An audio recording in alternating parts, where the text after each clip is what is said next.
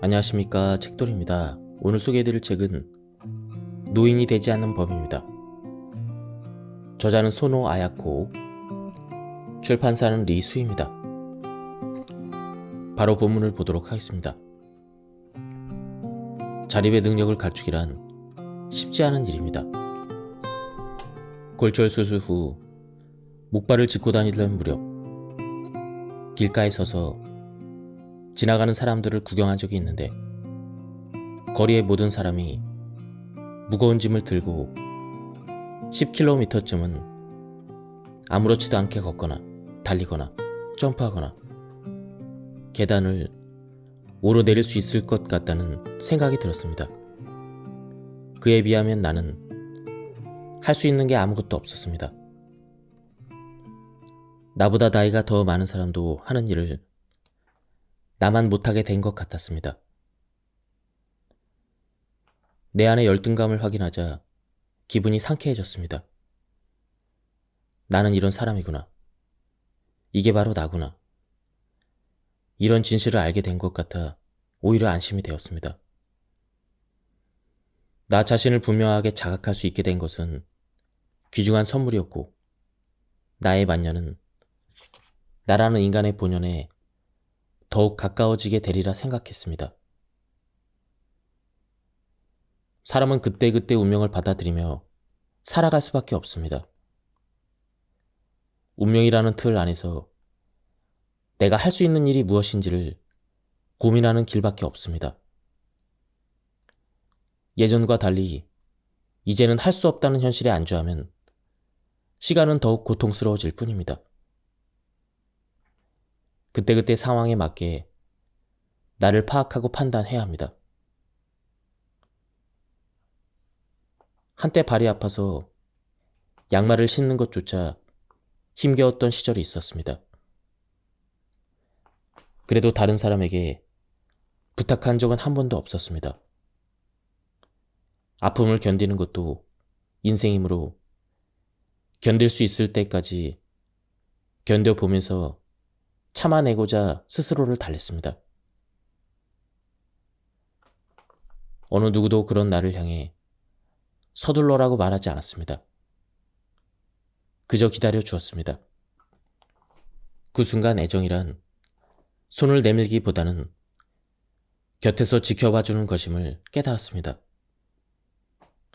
누가 대신 해주더라도 별로 행복하지는 않았습니다.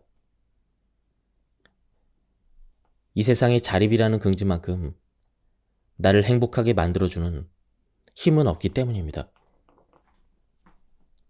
나이가 들어서 기운도, 머리도 약해지면 기본적인 생활을 조금씩 줄여가는 계획을 세워야 합니다.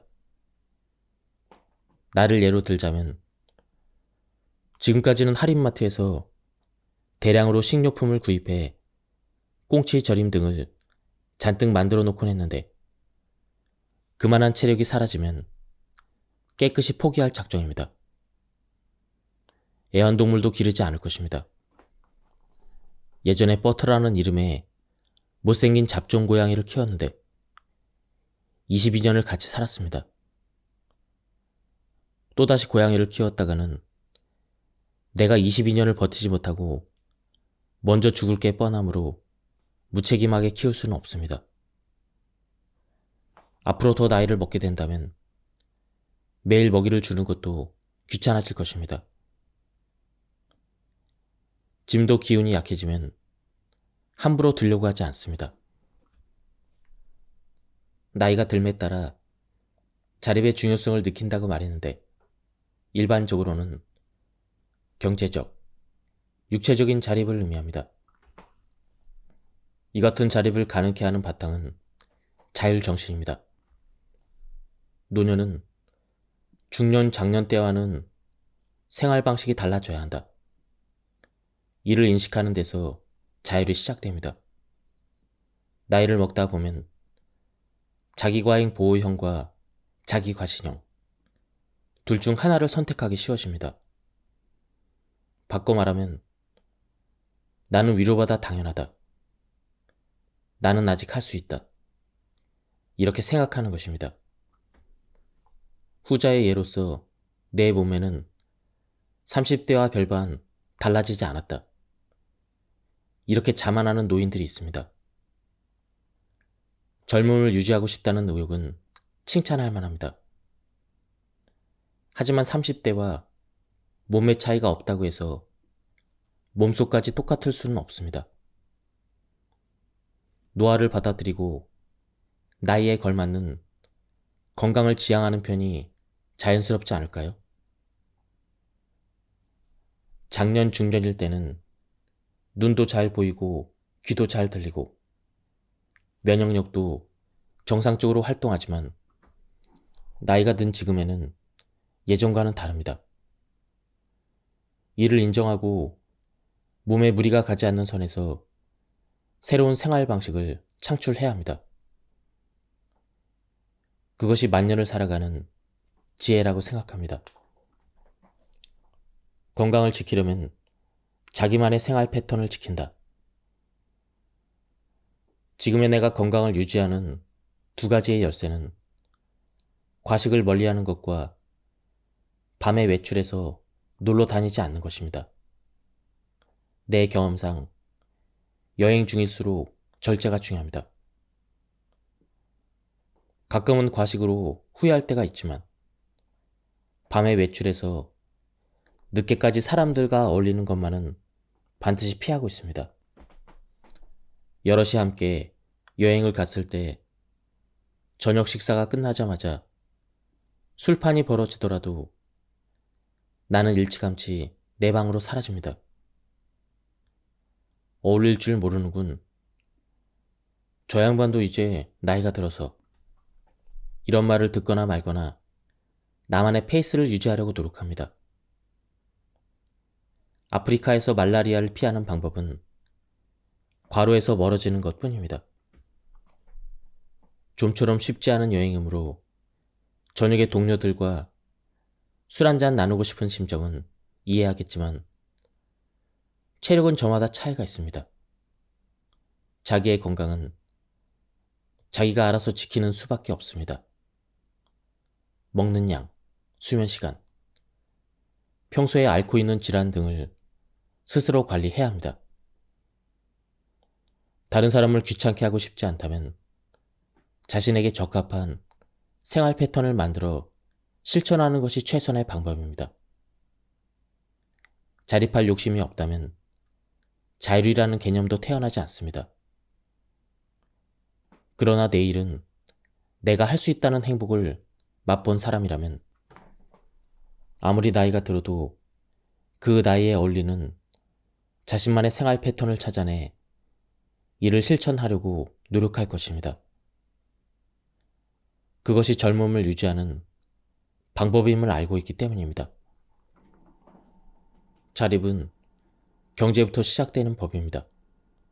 돌이켜보면 머지않은 예전까지만 해도 사람은 죽을 때까지 일하는 게 당연했습니다. 이른 해도 여든 해도 바구니를 짊어지고 돌멩이가 널브러진 언덕길을 올라가 밭을 일궜습니다. 그리고 거기에서 캔 야채를 짊어지고 다시 집으로 돌아오는 노인이 많았습니다.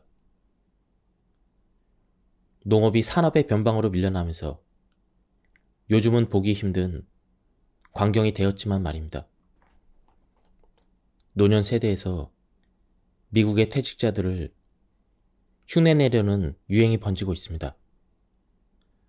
남편이 정년 퇴직하면 부부끼리 느긋하게 크루즈 여행이라도 즐기고 싶다고 생각합니다. 그것도 나쁘지 않지만 멋진 후반부의 인생은 아닌 것 같습니다. 우연한 기회에 퀸 엘리자베스를 타고 로스앤젤레스까지 크루즈 여행을 한 적이 있는데 사교 댄스도 카지노도 재미가 없어서 선박에 딸린 독서실에서 원고만 썼습니다. 나는 현실에 참여하는 것이 즐겁습니다. 그래서 죽을 때까지 생산적인 활동과 연결되고 싶습니다. 가능하다면 나의 몫을 뛰어넘어 병으로 약해진 사람들 목까지 하루라도 더 일할 수 있기를 바랍니다. 노인의 경제 활동은 이제 현실적인 문제가 되었습니다. 다시금 노인도 일을 해야 되는 세상이 되었습니다. 가령 외아들인 경우 부모와 아내와 자식을 홀로 먹여 살린다는 것은 상당한 부담입니다. 나이가 들어서도 일할 수 있는 체력이 있다면 재취업을 알아보고 아니면 뜰에서 채소라도 키우는 등 생산성을 확보해야 한다고 생각합니다. 인생의 목적과 목표를 찾는다. 동창들은 지금 78세인데 대부분 하는 일이 있습니다. 내가 학창시절에 그런 재능이 있었나? 하고 깜짝 놀랄 정도로 저마다 기술을 몸에 익혀 연마하면서 활약하고 있습니다. 외국인에게 일본어를 가르치는 친구도 있고, 불크실 교실을 열어 사람들을 가르치는 친구도 있고, 염색 기술을 배워 전람회에 출품하는 친구도 있습니다. 이 친구의 작품이 팔리기도 하는 것 같습니다. 나이가 들수록 경제적인 가치가 창출되는 자기만의 일이 중요해집니다. 내가 열심히 한 일에 대가를 지불해 드리겠습니다. 이런 말을 듣게 된다는 것은 사회에서 소외되지 않았다는 증거입니다. 유치해 보여도 이것이 사는 보람입니다. 노인이 건강을 유지하며 살아가는 비결은 사는 보람입니다. 즉, 어떤 목적이 필요합니다. 우리 어머니는 만년에 자신이 살아야 될 이유가 뭐냐고 물으셨습니다. 모르겠으니 가르쳐달라는 부탁이셨는데 노인성의 가벼운 우울증 때문에 그런 말씀을 하셨는지도 모르겠습니다. 나는 야박하게도 그건 안 돼요 하고 딱 잘라 거절했습니다. 누구를 막론하고 타인의 삶의 이유랄까 목적을 대신 가르쳐 줄 수는 없습니다. 그 사람이 희망하는 바를 이뤄주기 위해서 도와주는 것은 가능합니다. 하지만 삶의 목적은 본인 스스로 결정해야 될 문제입니다. 젊은이든 노인이든 아프리카 벽촌에서 태어났든 뉴욕의 마천루 밑에서 태어났든 모두 똑같습니다. 노인이 되었어도 인생은 목표를 요구합니다. 그것 없이는 제대로 살아갈 수가 없습니다. 노인홈에서 극진한 시중을 받으며 꽃 구경에, 달 구경에, 전통 무용을 구경하는 나날이 반복되더라도 인생의 목표가 없으면 즐거움은 반감됩니다. 하다못해 그림 엽서를 멋지게 만들어서 지인에게 보내고 싶다는 목표를 삼아도 좋습니다. 무엇을 해줄 수 있는가를 고민한다. 산다는 것은 일하는 것이라고 생각합니다. 나이가 들어서도 어떤 일을 할 수 있는지가 매우 중요합니다. 옛날에 내가 살았던 동네에는 검은 비단으로 만든 소매 없는 윗옷에 뜨개질한 모자를 쓰고 대문 앞을 청소한 할아버지가 한 분 있었습니다. 그 무렵에 조깅을 하며 지나가다가 자주 뵙곤 했는데 그 집에 사는 노인인 줄 알았습니다. 나중에 알고 보니 이웃집까지 청소해 준 것이었습니다. 그 할아버지의 이야기를 남편이 어딘가에 썼던 모양입니다. 훗날 노인의 아들로부터 아버지가 몇 달 전에 돌아가셨습니다. 라는 편지를 받았습니다. 항상 맞은편 집과 양 옆집까지 청소해 주셨는데 그것이 아버지의 기쁨이었습니다. 라고 적혀 있었습니다. 제가 알기로 오른쪽 옆집에는 손이 많이 가는 어린아이가 있었고 왼편 옆집에 사는 할머니는 허리가 좋지 않았던 것 같았습니다. 아버지는 시간적으로도 여유가 있고 건강하셔서 이웃집 앞마당까지 청소해 주셨던 것 같습니다. 과거에 그 할아버지가 무슨 일을 하셨는지는 잘 모릅니다. 들리는 소문에 따르면 사회적으로 꽤 중요한 일을 하셨다고 합니다. 그런 분도 만년에 이르러서는 세상의 칭찬이나 지위에 상관없는 다만 인간으로서 해야 할 일에 스스로 만족하셨습니다.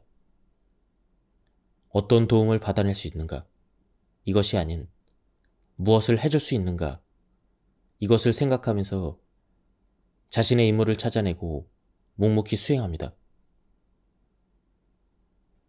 그것이 노인이 된 사람이 지녀야 될 고귀한 정신이 아닐까요? 노인이 되어도 청소 같은 건 하찮다고 무시한다면 한심할 따름입니다. 노년에는 시시하다고 사회가 경시하는 일을 적극적으로 도움 맡아야 합니다. 그것이 아름다운 모습입니다. 요리, 청소, 세탁은 반드시 직접 한다. 일한다는 것은 밖에 나가는 것만을 뜻하지 않습니다. 가장 쉽게 할 수 있는 일이 손자를 돌보는 일인데 손자가 근처에 살지 않거나 함께 살지 않는다면 어렵습니다.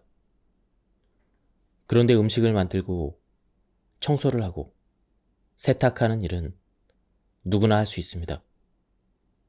즉, 일상생활에 필요한 활동입니다. 이런 활동을 타인에게 의지하지 않는 것부터 시작해야 합니다. 생활의 최전방에서 은퇴하지 않는 것입니다. 가사만큼은 죽을 때까지 따라다닙니다. 따라서 은퇴란 없습니다. 나는 먹을 것을 좋아해서 새로운 요리에 자주 도전합니다.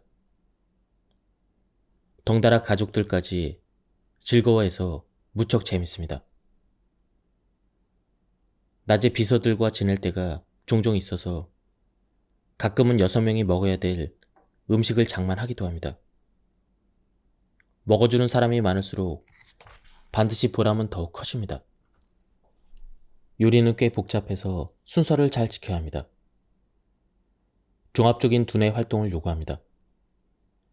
치매 등의 예방에 탁월한 효과가 있습니다. 냉장고에 쌓아둔 식재료를 처리할 겸 새로운 요리에 자주 도전하는 편이라 같은 요리를 매일처럼 반복할 염려는 없습니다. 고령자가 있는 가족은 치아가 없거나 당뇨병을 앓거나 간장이 나쁜 노인을 위해 이것저것 신경 쓸 게 많습니다. 그만큼 요리 하나를 만들더라도 머리를 써야 합니다. 일단은 냉장고에 어떤 재료가 남았는지를 항상 기억해 둬야 합니다. 재료를 보고 무엇을 만들지를 결정합니다. 부족한 게 있다면 쇼핑하러 나갑니다. 나는 성격이 째째해서 같은 재료라도 신선도와 가격을 일일이 체크합니다. 요리가 시작되면 단계별로 사용할 조미료를 선택하고 순서도 정합니다. 이 모든 과정이 손끝의 운동인 동시에 순서를 기억해야 된다는 점에서 두뇌 트레이닝이기도 합니다. 사람은 남자든 여자든 기본적으로 혼자서 살지 않으면 안 됩니다. 적어도 자기가 먹을 간단한 식사 준비, 세탁, 방 청소 등은 해내야 합니다. 다행히 우리 남편은 가사 활동을 별로 싫어하지 않습니다. 요리 같은 것은 조금만 배우면 누구든지 간단한 것은 만들어 먹을 수 있고 그것도 귀찮다면 인스턴트 제품을 구해다가 전자레인지로 데워 먹으면 됩니다. 요즘 세상에서는 전자제품만 쓸 줄 알아도 거의 모든 가사 활동이 가능합니다. 빨래만 해도 세탁기에 옷을 집어넣고 버튼을 누르면 끝입니다. 귀찮고 하기 싫은 생각이 드는 까닭은 남이 시켜서 억지로 몸을 움직였기 때문입니다. 한번 해볼까? 이렇게 도전해 본다면 집안일도 한가로운 시간에 즐길 수 있는 놀이가 됩니다. 익숙해지면 지금보다 더 잘하고 싶다는 사치스러운 생각까지 듭니다. 가사도 즐겁고 재밌다는 깨달음을 얻게 될지도 모릅니다. 아내도 애정이 있다면 지금 당장 남편을 가르쳐야 합니다. 오랫동안 살아온 부부라도 죽을 때는 각자입니다. 만에 하나 남편 혼자 세상에 남겨졌을 때 기본적인 가사조차 해내지 못한다면 너무 불쌍합니다. 친한 사이에도 예의를 지킨다라는 말은 친구 사이뿐 아니라 배우자와 자식 간에도 필요합니다. 가정은 마음 편히 지내는 보금자리입니다. 그렇다고 가족들에게 상처받을 말을 아무렇지도 않게 하거나 불쾌한 기분이 들도록 행동해도 좋다는 뜻은 아닙니다. 나이가 들어서도 다르지 않습니다. 나이가 들면 무슨 짓을 해도 용서받는다고 착각하는 사람들이 있는데 응석이 아닌가 싶습니다. 옛날에 내 나이가 되면 무슨 말을 해도 다 받아줘. 이렇게 자랑하던 할머니를 만났습니다. 주위 사람들이 억지로 참고 들어주는 것을 할머니는 받아들이는 것으로 착각했습니다. 이럴 바에야 평생 누구에게도 응석 부리며 버릇없이 굴지 않겠다. 배우자나 성인이 된 자녀의 생활에 일일이 간섭하며 무례를 저지르지 않겠다고 작심하는 편이 낫습니다. 부모가 자녀에게 베풀 수 있는 중요한 유산 중 하나가 깨끗한 이별이라고 생각합니다. 자녀를 가르쳐서 최종적으로 독립이 가능한 상태에 놓였을 때 자녀 앞에서 아무렇지도 않은 듯 조용히 사라지는 것입니다. 자기가 베푼 일에는 항상 감사를 받고 싶고 또 자기 손으로 무언가를 주었다면 상대방에게 꼭 확인시키고 싶은 보통의 인간 관계에서는 매우 어려운 일이지만 부모의 애정이란 사심없는 사랑이기에 가능하지 않을까 싶습니다. 주변 사람에게 진심으로 감사한다. 하루뿐이라면 모든 사람이 어렵지 않게 좋은 사람이 됩니다. 문제는 이를 지속하기가 매우 어렵다는 것입니다. 매일 저녁 얼굴을 마주하다 보면 흠이 보이기도 합니다. 언제나 상냥하게 지낸다는 것은 여간에서는 할 수 없습니다. 그 때문에 멀리 떨어져 사는 딸과 둘째 며느리가 더 착하다고 여기게 되어 함께 사는 큰 며느리에게 싫은 소리를 합니다. 그러나 현실에서 나이든 부모를 모시고 매일처럼 수고하는 사람은 큰 며느리입니다. 내 생활에서 이웃 사람들은 매우 소중합니다.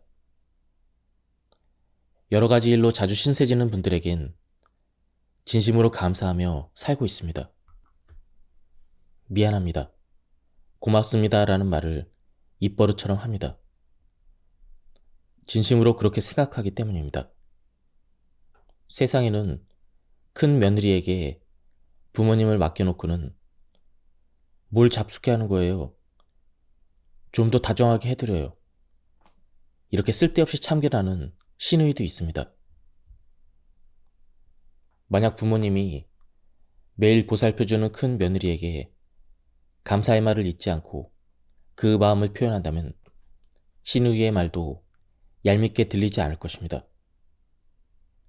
누군가에게 용돈을 주고 싶다면 어쩌다 찾아오는 딸이나 조카에게 주느니 함께 사는 며느리나 신세지고 있는 양로원 직원들에게 베푸는 편이 훨씬 아름답다고 생각합니다. 돈이 없어도 괴롭고 불안하다지만 고독은 돈이 있어도 해결되지 않습니다. 고독과 지낸다는 것은 노년의 생활에서 가장 많은 용기를 요구합니다. 내가 아는 여성은 남편의 죽음으로 무엇보다 힘들어진 것은 마음껏 남들을 험담하지 못하게 된 것이라고 고백했습니다. 아무리 친한 친구라도 타인의 비밀이나 자신의 추악함에 대해서 말하기가 꺼려집니다. 하지만 배우자라면 다릅니다. 마음 편히 이야기할 수도 있고 어쩌면 같이 맞장구를 쳐주며 험담을 나누게 될지도 모릅니다. 밖으로 새나갈 걱정이 없으니 안심하고 실컷 떠들 수가 있습니다. 사이좋은 형제 자매도 이와 비슷할 것이라고 생각하는데 이처럼 방파제 역할을 해줄 사람들이 주위에서 조금씩 사라지는 시기가 노년과 만년이며 이것이 노인의 고독이기도 합니다. 누군가가 재미난 이야기를 해줬으면 좋겠다고 바라거나 어디로 데려가 주기를 바라면서 고독을 이겨내려는 사람들이 있습니다. 이것은 근본적인 해결책이 아닙니다. 고독을 이겨내는 근본적인 힘은 오직 자기 자신 뿐입니다. 내가 나를 구원하는 길밖에 없습니다. 고독의 본질은 사람의 위로만으로는 치유되지 않습니다. 친구와 가족들 덕분에 외로웠던 마음이 잠시 밝아지기는 해도 고독을 탄생시킨 본질적인 감정은 친구도, 가족도, 배우자도 다가오지 못합니다. 인간은 이별과 질병과 죽음을 혼자 견뎌야 하는 존재입니다. 인간은 무리지어 사는 동물이지만 고독에서는 자유롭지 못합니다. 자연 다큐멘터리를 보더라도 물에서 떨어졌다는 장면이 자주 등장합니다. 사람도 마찬가지여서 떨어질 수 있음을 각오하고 살아야 합니다. 차라리 노년의 삶은 고독한 게 당연하다고 받아들이는 건 어떨까요? 사람은 모두가 외롭다. 그래서 나는 혼자가 아니다. 이렇게 자신을 달래는 것입니다. 인간은 혼자 태어나 혼자 죽습니다. 가족이 있더라도 태어남과 죽음은 혼자 떠나는 여행입니다. 갓난아기가 툭하면 울어댑니다. 그 시절을 기억하는 사람은 없지만 뭔가 괴롭고 불편해서 울음을 터뜨리는 것입니다. 기저귀가 더러워져도 배가 고파도 갓난아기는 말로 표현하지 못하므로 답답하고 괴롭습니다. 그런 답답함과 괴로움을 안고 인간은 성장합니다. 갓난아기 시절과 마찬가지로 인간이 겪어야 할 모든 단계에는 고통이 따라다닙니다. 그리고 노년의 단계에서 우리는 고통과 사귐을 강요받습니다. 고독과 함께 생을 마감하는 것이 정해진 운명이라고 받아들이면 지금보다는 훨씬 편안해질 것입니다. 나는 그렇게 생각합니다. 단적으로 말해서 노년의 일과는 고독을 견디는 것입니다. 고독 속에서 나를 발견합니다. 내가 어떤 인간이었는지, 어떻게 태어났고 그 삶에는 어떤 의미가 있는지, 그것을 발견하고 죽는 것이 인생의 마지막 목적이라고 저는 생각합니다. 푸념은 사람을 떠나게 한다. 거듭 말하지만 타인이 해주기를 바라는 길의 심리는 불안을 쌓아나갈 뿐입니다. 나도 모르게 푸념이 들어갑니다. 노인의 푸념은 듣는 사람까지 비참하게 만드는 나쁜 버릇입니다. 그리고 푸념만 늘어놓는 노인 곁에 다가와줄 사람은 없습니다.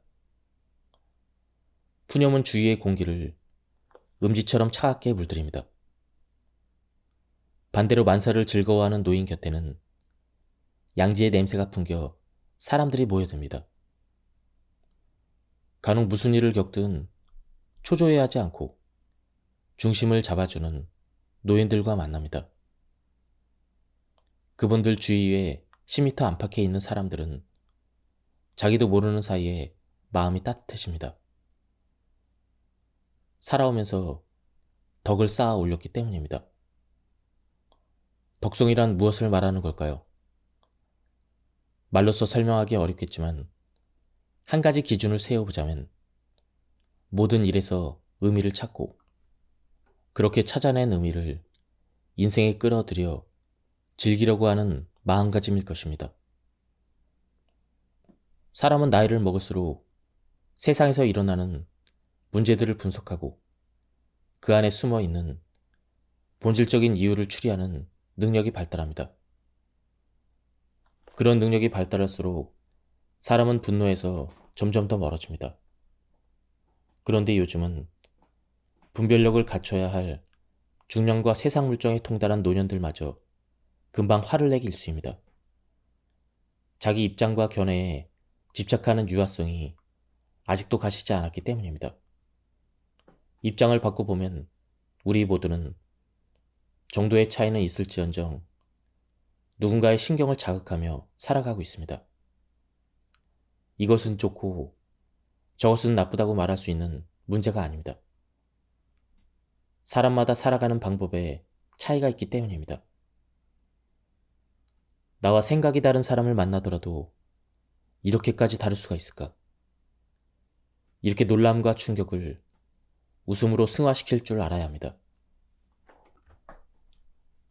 나이가 들어서 습관처럼 몸에 배는 노인성으로 두 가지가 있습니다. 하나는 이기적으로 행동하는 것, 또 하나는 인내심이 사라지는 것입니다. 나이를 먹었다는 특징, 또는 슬픔이라고 해도 좋은데 사람마다 차이는 있을지언정 이 두 가지의 노인성은 노년에 접어든 거의 모든 사람에게서 발견됩니다. 노화를 의도적으로 배반하고 조금이라도 자신을 젊게 유지하고 싶다면 이기심을 경계하고 인내력을 길러야 합니다.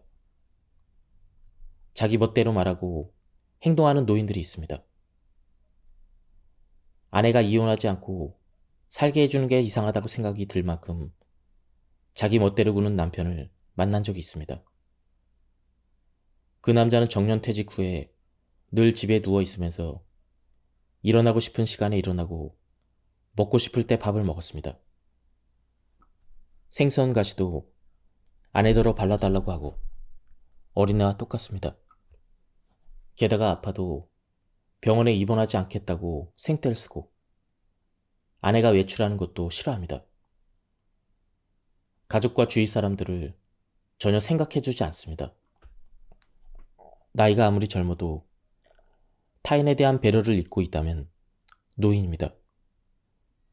전철에서 발을 길게 뻗고 있거나 그렇게 앉아서 졸고 있는 사람은 육체는 20살이라도 인생은 노년입니다.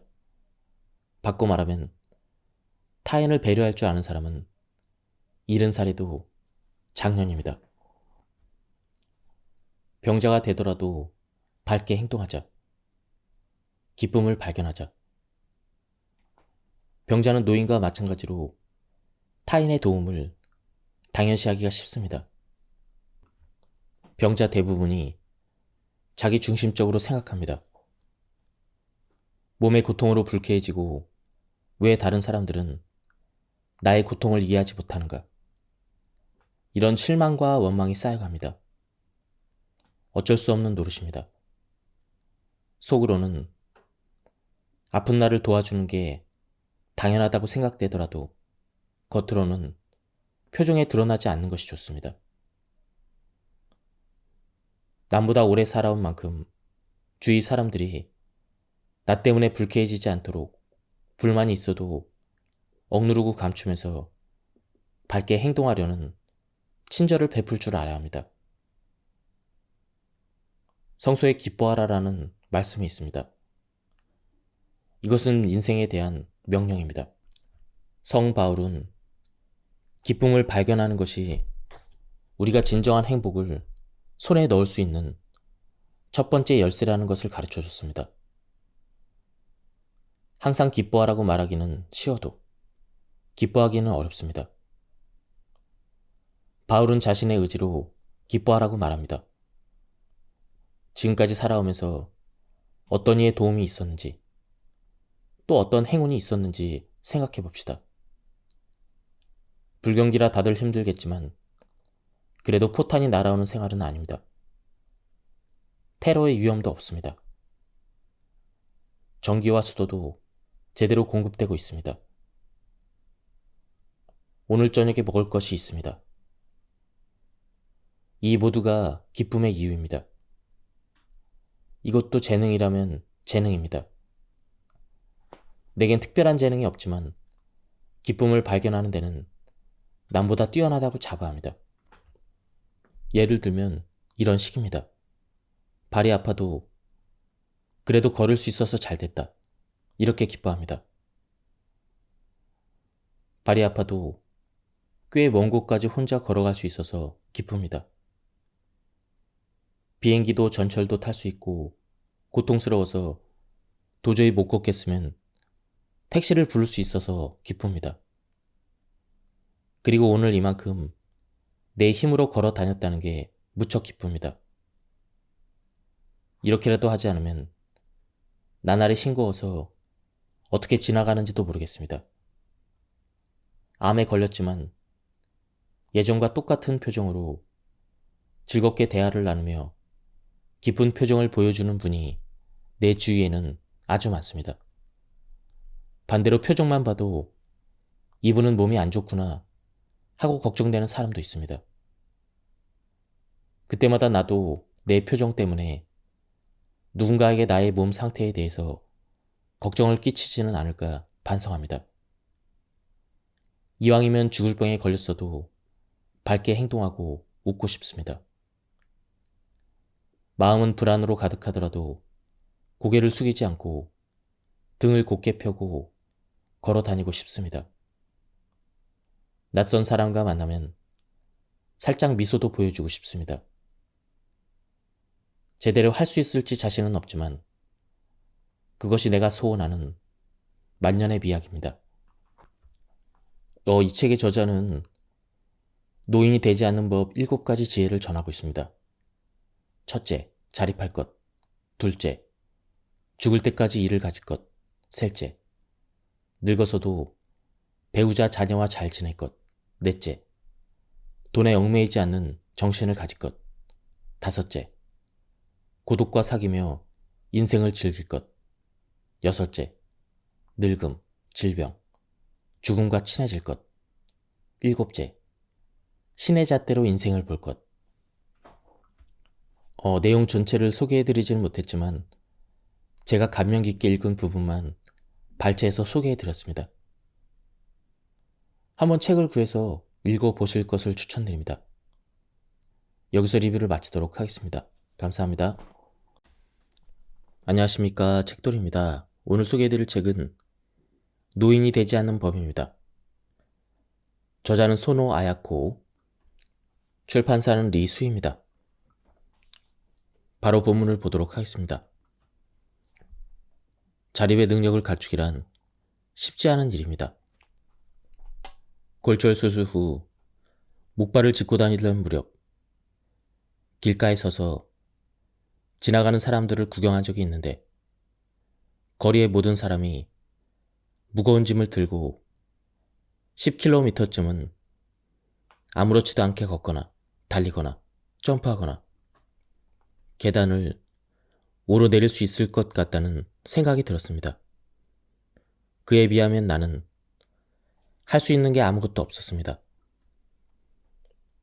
나보다 나이가 더 많은 사람도 하는 일을 나만 못하게 된 것 같았습니다. 내 안의 열등감을 확인하자 기분이 상쾌해졌습니다. 나는 이런 사람이구나. 이게 바로 나구나. 이런 진실을 알게 된 것 같아 오히려 안심이 되었습니다. 나 자신을 분명하게 자각할 수 있게 된 것은 귀중한 선물이었고 나의 만년은 나라는 인간의 본연에 더욱 가까워지게 되리라 생각했습니다. 사람은 그때그때 운명을 받아들이며 살아갈 수밖에 없습니다. 운명이라는 틀 안에서 내가 할 수 있는 일이 무엇인지를 고민하는 길밖에 없습니다. 예전과 달리 이제는 할 수 없다는 현실에 안주하면 시간은 더욱 고통스러워질 뿐입니다. 그때그때 상황에 맞게 나를 파악하고 판단해야 합니다. 한때 발이 아파서 양말을 신는 것조차 힘겨웠던 시절이 있었습니다. 그래도 다른 사람에게 부탁한 적은 한 번도 없었습니다. 아픔을 견디는 것도 인생이므로 견딜 수 있을 때까지 견뎌보면서 참아내고자 스스로를 달랬습니다. 어느 누구도 그런 나를 향해 서둘러라고 말하지 않았습니다. 그저 기다려 주었습니다. 그 순간 애정이란 손을 내밀기보다는 곁에서 지켜봐주는 것임을 깨달았습니다. 누가 대신 해주더라도 별로 행복하지는 않았습니다. 이 세상에 자립이라는 긍지만큼 나를 행복하게 만들어주는 힘은 없기 때문입니다. 나이가 들어서 기운도, 머리도 약해지면 기본적인 생활을 조금씩 줄여가는 계획을 세워야 합니다. 나를 예로 들자면 지금까지는 할인마트에서 대량으로 식료품을 구입해 꽁치 절임 등을 잔뜩 만들어 놓곤 했는데 그만한 체력이 사라지면 깨끗이 포기할 작정입니다. 애완동물도 기르지 않을 것입니다. 예전에 버터라는 이름의 못생긴 잡종 고양이를 키웠는데 22년을 같이 살았습니다. 또다시 고양이를 키웠다가는 내가 22년을 버티지 못하고 먼저 죽을 게 뻔하므로 무책임하게 키울 수는 없습니다. 앞으로 더 나이를 먹게 된다면 매일 먹이를 주는 것도 귀찮아질 것입니다. 짐도 기운이 약해지면 함부로 들려고 하지 않습니다. 나이가 들매 따라 자립의 중요성을 느낀다고 말했는데 일반적으로는 경제적, 육체적인 자립을 의미합니다. 이 같은 자립을 가능케 하는 바탕은 자율정신입니다. 노년은 중년, 장년 때와는 생활 방식이 달라져야 한다. 이를 인식하는 데서 자율이 시작됩니다. 나이를 먹다 보면 자기과잉 보호형과 자기과신형, 둘 중 하나를 선택하기 쉬워집니다. 바꿔 말하면 나는 위로받아 당연하다. 나는 아직 할 수 있다. 이렇게 생각하는 것입니다. 후자의 예로서 내 몸매는 30대와 별반 달라지지 않았다. 이렇게 자만하는 노인들이 있습니다. 젊음을 유지하고 싶다는 의욕은 칭찬할 만합니다. 하지만 30대와 몸매 차이가 없다고 해서 몸속까지 똑같을 수는 없습니다. 노화를 받아들이고 나이에 걸맞는 건강을 지향하는 편이 자연스럽지 않을까요? 장년, 중년일 때는 눈도 잘 보이고 귀도 잘 들리고 면역력도 정상적으로 활동하지만 나이가 든 지금에는 예전과는 다릅니다. 이를 인정하고 몸에 무리가 가지 않는 선에서 새로운 생활 방식을 창출해야 합니다. 그것이 만년을 살아가는 지혜라고 생각합니다. 건강을 지키려면 자기만의 생활 패턴을 지킨다. 지금의 내가 건강을 유지하는 두 가지의 열쇠는 과식을 멀리하는 것과 밤에 외출해서 놀러 다니지 않는 것입니다. 내 경험상 여행 중일수록 절제가 중요합니다. 가끔은 과식으로 후회할 때가 있지만 밤에 외출해서 늦게까지 사람들과 어울리는 것만은 반드시 피하고 있습니다. 여럿이 함께 여행을 갔을 때 저녁 식사가 끝나자마자 술판이 벌어지더라도 나는 일찌감치 내 방으로 사라집니다. 어울릴 줄 모르는군. 저 양반도 이제 나이가 들어서 이런 말을 듣거나 말거나 나만의 페이스를 유지하려고 노력합니다. 아프리카에서 말라리아를 피하는 방법은 과로에서 멀어지는 것 뿐입니다. 좀처럼 쉽지 않은 여행이므로 저녁에 동료들과 술 한잔 나누고 싶은 심정은 이해하겠지만 체력은 저마다 차이가 있습니다. 자기의 건강은 자기가 알아서 지키는 수밖에 없습니다. 먹는 양, 수면 시간, 평소에 앓고 있는 질환 등을 스스로 관리해야 합니다.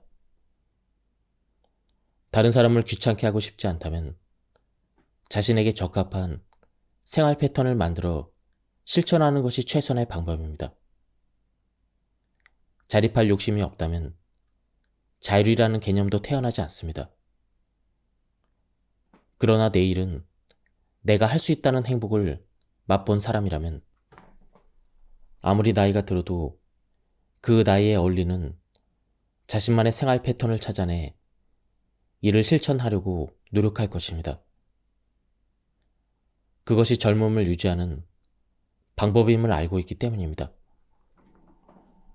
자립은 경제부터 시작되는 법입니다. 돌이켜보면 머지않은 예전까지만 해도 사람은 죽을 때까지 일하는 게 당연했습니다. 일은 해도 여든 해도 바구니를 짊어지고 돌멩이가 널브러진 언덕길을 올라가 밭을 일궜습니다. 그리고 거기에서 캔 야채를 짊어지고 다시 집으로 돌아오는 노인이 많았습니다. 농업이 산업의 변방으로 밀려나면서 요즘은 보기 힘든 광경이 되었지만 말입니다. 노년 세대에서 미국의 퇴직자들을 흉내내려는 유행이 번지고 있습니다. 남편이 정년퇴직하면 부부끼리 느긋하게 크루즈 여행이라도 즐기고 싶다고 생각합니다. 그것도 나쁘지 않지만 멋진 후반부의 인생은 아닌 것 같습니다.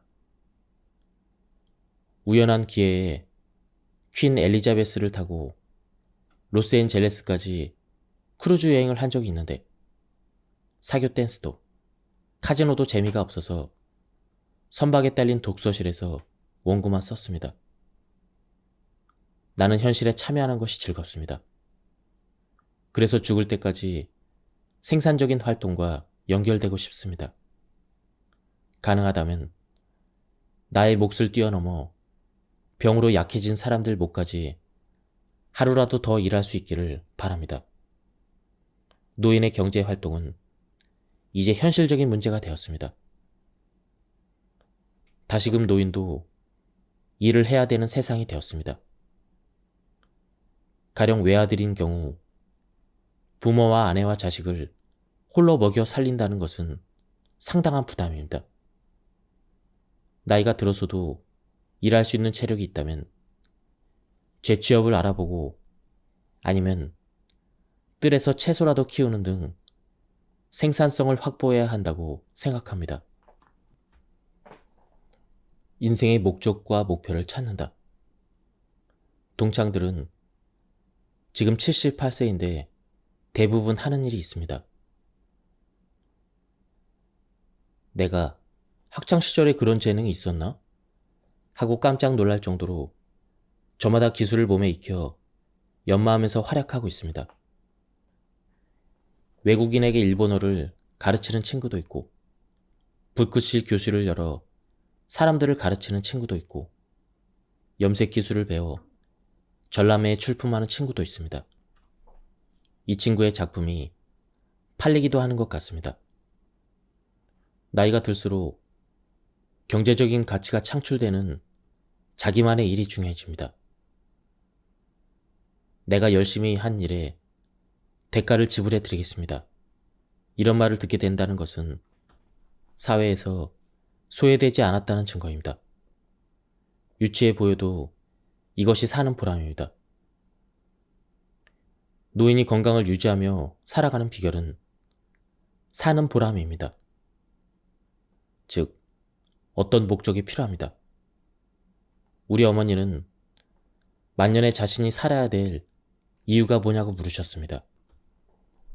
모르겠으니 가르쳐달라는 부탁이셨는데 노인성의 가벼운 우울증 때문에 그런 말씀을 하셨는지도 모르겠습니다. 나는 야박하게도 그건 안 돼요 하고 딱 잘라 거절했습니다. 누구를 막론하고 타인의 삶의 이유랄까 목적을 대신 가르쳐 줄 수는 없습니다. 그 사람이 희망하는 바를 이뤄주기 위해서 도와주는 것은 가능합니다. 하지만 삶의 목적은 본인 스스로 결정해야 될 문제입니다. 젊은이든 노인이든 아프리카 벽촌에서 태어났든 뉴욕의 마천루 밑에서 태어났든 모두 똑같습니다. 노인이 되었어도 인생은 목표를 요구합니다. 그것 없이는 제대로 살아갈 수가 없습니다. 노인홈에서 극진한 시중을 받으며 꽃 구경에, 달 구경에, 전통 무용을 구경하는 나날이 반복되더라도 인생의 목표가 없으면 즐거움은 반감됩니다. 하다못해 그림 엽서를 멋지게 만들어서 지인에게 보내고 싶다는 목표를 삼아도 좋습니다. 무엇을 해줄 수 있는가를 고민한다. 산다는 것은 일하는 것이라고 생각합니다. 나이가 들어서도 어떤 일을 할 수 있는지가 매우 중요합니다. 옛날에 내가 살았던 동네에는 검은 비단으로 만든 소매 없는 윗옷에 뜨개질한 모자를 쓰고 대문 앞을 청소하는 할아버지가 한 분 있었습니다. 그 무렵에 조깅을 하며 지나가다가 자주 뵙곤 했는데 그 집에 사는 노인인 줄 알았습니다. 나중에 알고 보니 이웃집까지 청소해 준 것이었습니다. 그 할아버지의 이야기를 남편이 어딘가에 썼던 모양입니다. 훗날 노인의 아들로부터 아버지가 몇 달 전에 돌아가셨습니다. 라는 편지를 받았습니다. 항상 맞은편 집과 양 옆집까지 청소해 주셨는데 그것이 아버지의 기쁨이었습니다. 라고 적혀 있었습니다. 제가 알기로 오른쪽 옆집에는 손이 많이 가는 어린아이가 있었고 왼편 옆집에 사는 할머니는 허리가 좋지 않았던 것 같았습니다. 아버지는 시간적으로도 여유가 있고 건강하셔서 이웃집 앞마당까지 청소해 주셨던 것 같습니다. 과거에 그 할아버지가 무슨 일을 하셨는지는 잘 모릅니다. 들리는 소문에 따르면 사회적으로 꽤 중요한 일을 하셨다고 합니다. 그런 분도 만년에 이르러서는 세상의 칭찬이나 지위에 상관없는 다만 인간으로서 해야 할 일에 스스로 만족하셨습니다. 어떤 도움을 받아낼 수 있는가? 이것이 아닌 무엇을 해줄 수 있는가? 이것을 생각하면서 자신의 임무를 찾아내고 묵묵히 수행합니다. 그것이 노인이 된 사람이 지녀야 될 고귀한 정신이 아닐까요? 노인이 되어도 청소 같은 건 하찮다고 무시한다면 한심할 따름입니다. 노년에는 시시하다고 사회가 경시하는 일을 적극적으로 도움 맡아야 합니다. 그것이 아름다운 모습입니다. 요리, 청소, 세탁은 반드시 직접 한다. 일한다는 것은 밖에 나가는 것만을 뜻하지 않습니다. 가장 쉽게 할 수 있는 일이 손자를 돌보는 일인데 손자가 근처에 살지 않거나 함께 살지 않는다면 어렵습니다. 그런데 음식을 만들고 청소를 하고 세탁하는 일은 누구나 할 수 있습니다. 즉, 일상생활에 필요한 활동입니다. 이런 활동을 타인에게 의지하지 않는 것부터 시작해야 합니다. 생활의 최전방에서 은퇴하지 않는 것입니다. 가사만큼은 죽을 때까지 따라다닙니다. 따라서 은퇴란 없습니다.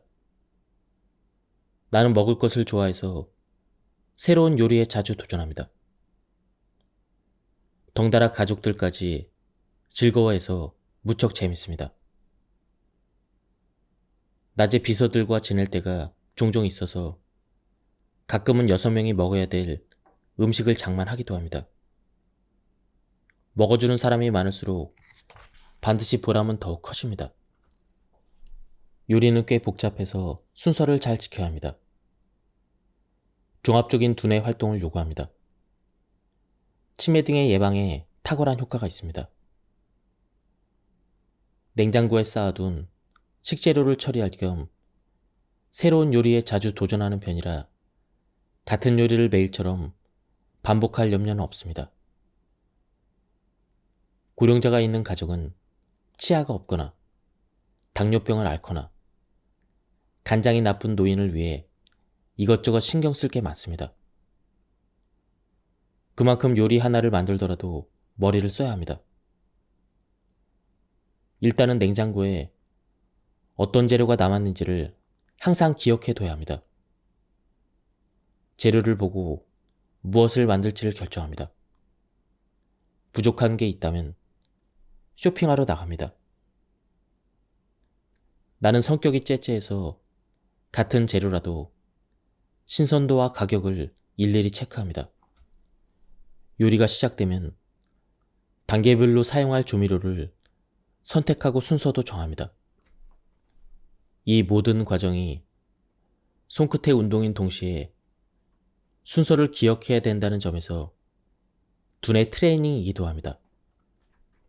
사람은 남자든 여자든 기본적으로 혼자서 살지 않으면 안 됩니다. 적어도 자기가 먹을 간단한 식사 준비, 세탁, 방 청소 등은 해내야 합니다. 다행히 우리 남편은 가사 활동을 별로 싫어하지 않습니다. 요리 같은 것은 조금만 배우면 누구든지 간단한 것은 만들어 먹을 수 있고, 그것도 귀찮다면 인스턴트 제품을 구해다가 전자레인지로 데워 먹으면 됩니다. 요즘 세상에서는 전자제품만 쓸 줄 알아도 거의 모든 가사 활동이 가능합니다. 빨래만 해도 세탁기에 옷을 집어넣고 버튼을 누르면 끝입니다. 귀찮고 하기 싫은 생각이 드는 까닭은 남이 시켜서 억지로 몸을 움직였기 때문입니다. 한번 해볼까? 이렇게 도전해 본다면 집안일도 한가로운 시간에 즐길 수 있는 놀이가 됩니다. 익숙해지면 지금보다 더 잘하고 싶다는 사치스러운 생각까지 듭니다. 가사도 즐겁고 재밌다는 깨달음을 얻게 될지도 모릅니다. 아내도 애정이 있다면 지금 당장 남편을 가르쳐야 합니다. 오랫동안 살아온 부부라도 죽을 때는 각자입니다. 만에 하나 남편 혼자 세상에 남겨졌을 때 기본적인 가사조차 해내지 못한다면 너무 불쌍합니다. 친한 사이에도 예의를 지킨다라는 말은 친구 사이뿐 아니라 배우자와 자식 간에도 필요합니다. 가정은 마음 편히 지내는 보금자리입니다. 그렇다고 가족들에게 상처받을 말을 아무렇지도 않게 하거나 불쾌한 기분이 들도록 행동해도 좋다는 뜻은 아닙니다. 나이가 들어서도 다르지 않습니다. 나이가 들면 무슨 짓을 해도 용서받는다고 착각하는 사람들이 있는데 응석이 아닌가 싶습니다. 옛날에 내 나이가 되면 무슨 말을 해도 다 받아줘. 이렇게 자랑하던 할머니를 만났습니다. 주위 사람들이 억지로 참고 들어주는 것을 할머니는 받아들이는 것으로 착각했습니다. 이럴 바에야 평생 누구에게도 응석 부리며 버릇없이 굴지 않겠다. 배우자나 성인이 된 자녀의 생활에 일일이 간섭하며 무례를 저지르지 않겠다고 작심하는 편이 낫습니다. 부모가 자녀에게 베풀 수 있는 중요한 유산 중 하나가 깨끗한 이별이라고 생각합니다. 자녀를 가르쳐서 최종적으로 독립이 가능한 상태에 놓였을 때 자녀 앞에서 아무렇지도 않은 듯 조용히 사라지는 것입니다. 자기가 베푼 일에는 항상 감사를 받고 싶고 또 자기 손으로 무언가를 주었다면 상대방에게 꼭 확인시키고 싶은 보통의 인간 관계에서는 매우 어려운 일이지만 부모의 애정이란 사심없는 사랑이기에 가능하지 않을까 싶습니다. 주변 사람에게 진심으로 감사한다. 하루뿐이라면 모든 사람이 어렵지 않게 좋은 사람이 됩니다. 문제는 이를 지속하기가 매우 어렵다는 것입니다. 매일 저녁 얼굴을 마주하다 보면 흠이 보이기도 합니다. 언제나 상냥하게 지낸다는 것은 여간에서는 할 수 없습니다. 그 때문에 멀리 떨어져 사는 딸과 둘째 며느리가 더 착하다고 여기게 되어 함께 사는 큰 며느리에게 싫은 소리를 합니다. 그러나 현실에서 나이 든 부모를 보시고 매일처럼 수고하는 사람은 큰 며느리입니다. 내 생활에서 이웃 사람들은 매우 소중합니다. 여러 가지 일로 자주 신세지는 분들에겐 진심으로 감사하며 살고 있습니다. 미안합니다. 고맙습니다 라는 말을 입버릇처럼 합니다. 진심으로 그렇게 생각하기 때문입니다. 세상에는 큰 며느리에게 부모님을 맡겨놓고는 뭘 잡숫게 하는 거예요. 좀 더 다정하게 해드려요. 이렇게 쓸데없이 참견하는 시누이도 있습니다. 만약 부모님이 매일 보살펴주는 큰 며느리에게 감사의 말을 잊지 않고 그 마음을 표현한다면 시누이의 말도 얄밉게 들리지 않을 것입니다. 누군가에게 용돈을 주고 싶다면 어쩌다 찾아오는 딸이나 조카에게 주느니 함께 사는 며느리나 신세지고 있는 양로원 직원들에게 베푸는 편이 훨씬 아름답다고 생각합니다. 돈이 없어도 괴롭고 불안하다지만 고독은 돈이 있어도 해결되지 않습니다. 고독과 지낸다는 것은 노년의 생활에서 가장 많은 용기를 요구합니다. 내가 아는 여성은 남편의 죽음으로 무엇보다 힘들어진 것은 마음껏 남들을 험담하지 못하게 된 것이라고 고백했습니다. 아무리 친한 친구라도 타인의 비밀이나 자신의 추악함에 대해서 말하기가 꺼려집니다. 하지만 배우자라면 다릅니다. 마음 편히 이야기할 수도 있고 어쩌면 같이 맞장구를 쳐주며 험담을 나누게 될지도 모릅니다. 밖으로 새나갈 걱정이 없으니 안심하고 실컷 떠들 수가 있습니다. 사이좋은 형제 자매도 이와 비슷할 것이라고 생각하는데 이처럼 방파제 역할을 해줄 사람들이 주위에서 조금씩 사라지는 시기가 노년과 만년이며 이것이 노인의 고독이기도 합니다.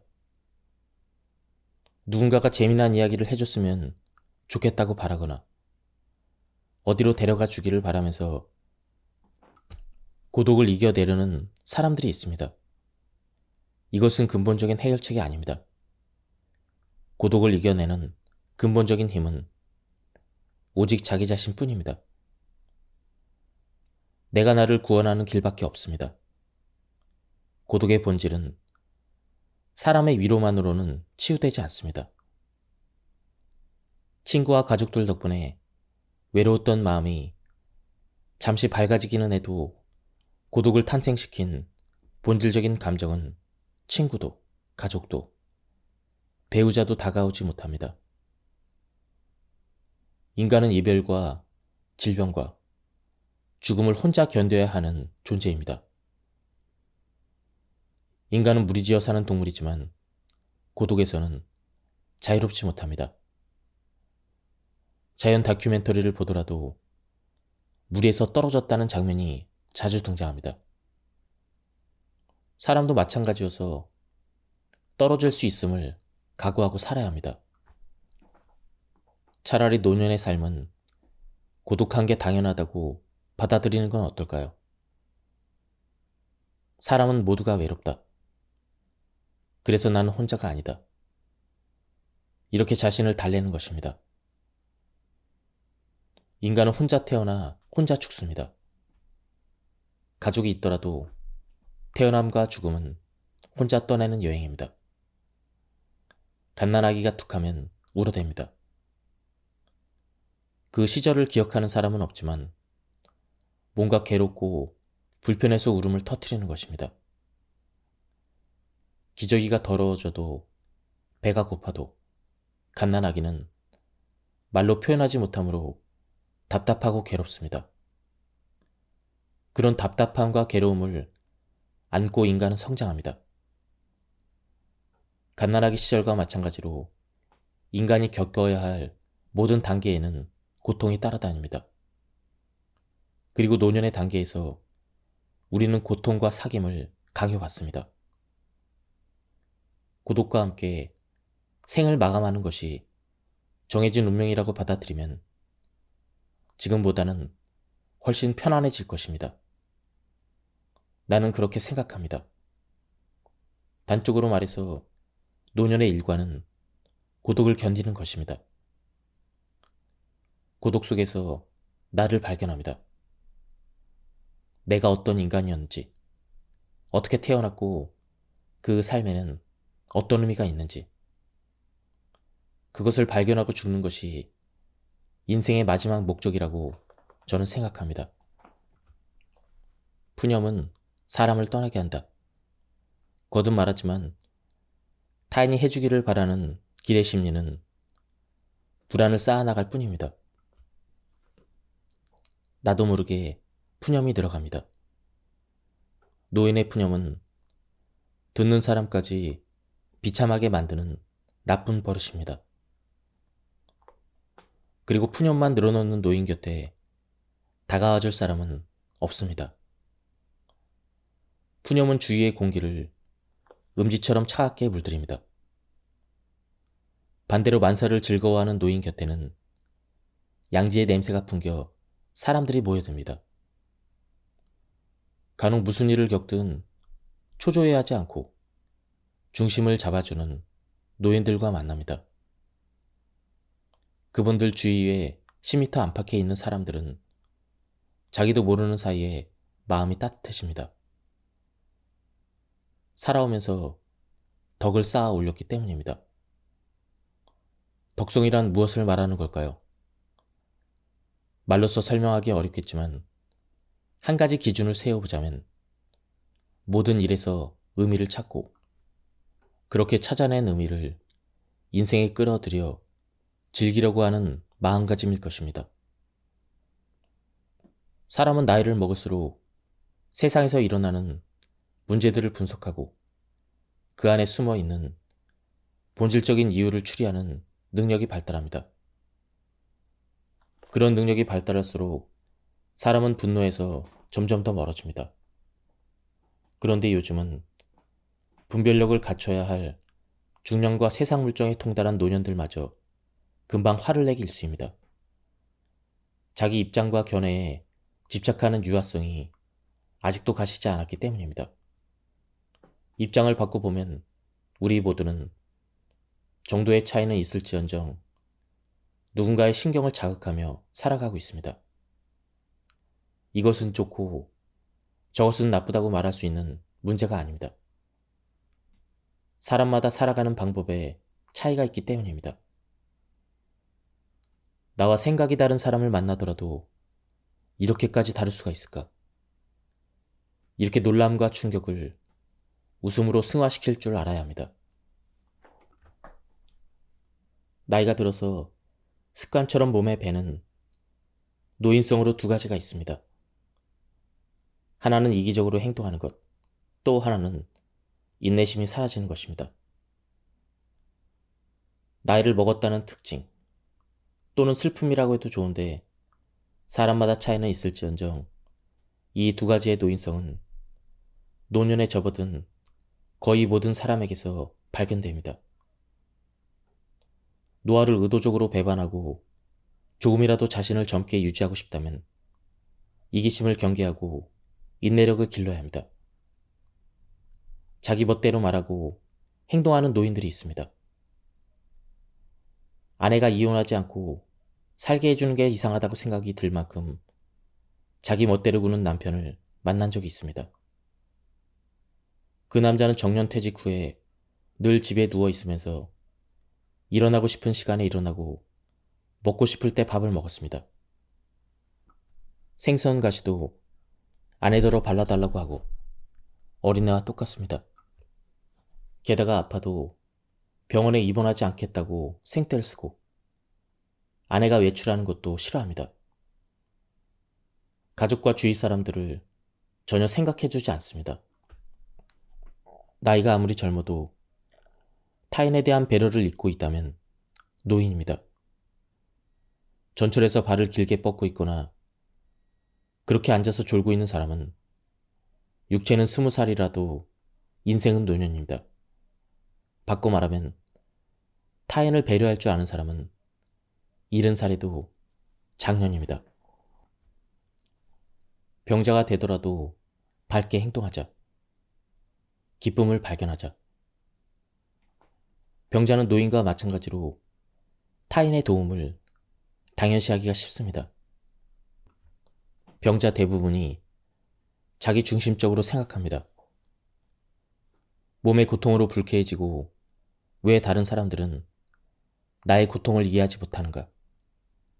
이런 실망과 원망이 쌓여갑니다. 어쩔 수 없는 노릇입니다. 속으로는 아픈 나를 도와주는 게 당연하다고 생각되더라도 겉으로는 표정에 드러나지 않는 것이 좋습니다. 남보다 오래 살아온 만큼 주위 사람들이 나 때문에 불쾌해지지 않도록 불만이 있어도 억누르고 감추면서 밝게 행동하려는 친절을 베풀 줄 알아야 합니다. 성서에 기뻐하라라는 말씀이 있습니다. 이것은 인생에 대한 명령입니다. 성 바울은 기쁨을 발견하는 것이 우리가 진정한 행복을 손에 넣을 수 있는 첫 번째 열쇠라는 것을 가르쳐 줬습니다. 항상 기뻐하라고 말하기는 쉬워도 기뻐하기는 어렵습니다. 바울은 자신의 의지로 기뻐하라고 말합니다. 지금까지 살아오면서 어떤 이의 도움이 있었는지 또 어떤 행운이 있었는지 생각해 봅시다. 불경기라 다들 힘들겠지만 그래도 포탄이 날아오는 생활은 아닙니다. 테러의 위험도 없습니다. 전기와 수도도 제대로 공급되고 있습니다. 오늘 저녁에 먹을 것이 있습니다. 이 모두가 기쁨의 이유입니다. 이것도 재능이라면 재능입니다. 내겐 특별한 재능이 없지만 기쁨을 발견하는 데는 남보다 뛰어나다고 자부합니다. 예를 들면 이런 식입니다. 발이 아파도 그래도 걸을 수 있어서 잘 됐다. 이렇게 기뻐합니다. 발이 아파도 꽤 먼 곳까지 혼자 걸어갈 수 있어서 기쁩니다. 비행기도 전철도 탈 수 있고 고통스러워서 도저히 못 걷겠으면 택시를 부를 수 있어서 기쁩니다. 그리고 오늘 이만큼 내 힘으로 걸어 다녔다는 게 무척 기쁩니다. 이렇게라도 하지 않으면 나날이 싱거워서 어떻게 지나가는지도 모르겠습니다. 암에 걸렸지만 예전과 똑같은 표정으로 즐겁게 대화를 나누며 기쁜 표정을 보여주는 분이 내 주위에는 아주 많습니다. 반대로 표정만 봐도 이분은 몸이 안 좋구나 하고 걱정되는 사람도 있습니다. 그때마다 나도 내 표정 때문에 누군가에게 나의 몸 상태에 대해서 걱정을 끼치지는 않을까 반성합니다. 이왕이면 죽을 병에 걸렸어도 밝게 행동하고 웃고 싶습니다. 마음은 불안으로 가득하더라도 고개를 숙이지 않고 등을 곧게 펴고 걸어 다니고 싶습니다. 낯선 사람과 만나면 살짝 미소도 보여주고 싶습니다. 제대로 할 수 있을지 자신은 없지만 그것이 내가 소원하는 만년의 비약입니다. 이 책의 저자는 노인이 되지 않는 법 7가지 지혜를 전하고 있습니다. 첫째, 자립할 것. 둘째, 죽을 때까지 일을 가질 것. 셋째, 늙어서도 배우자 자녀와 잘 지낼 것. 넷째, 돈에 얽매이지 않는 정신을 가질 것. 다섯째, 고독과 사귀며 인생을 즐길 것. 여섯째, 늙음, 질병, 죽음과 친해질 것. 일곱째, 신의 잣대로 인생을 볼 것. 내용 전체를 소개해드리지는 못했지만 제가 감명 깊게 읽은 부분만 발췌해서 소개해드렸습니다. 한번 책을 구해서 읽어보실 것을 추천드립니다. 여기서 리뷰를 마치도록 하겠습니다. 감사합니다.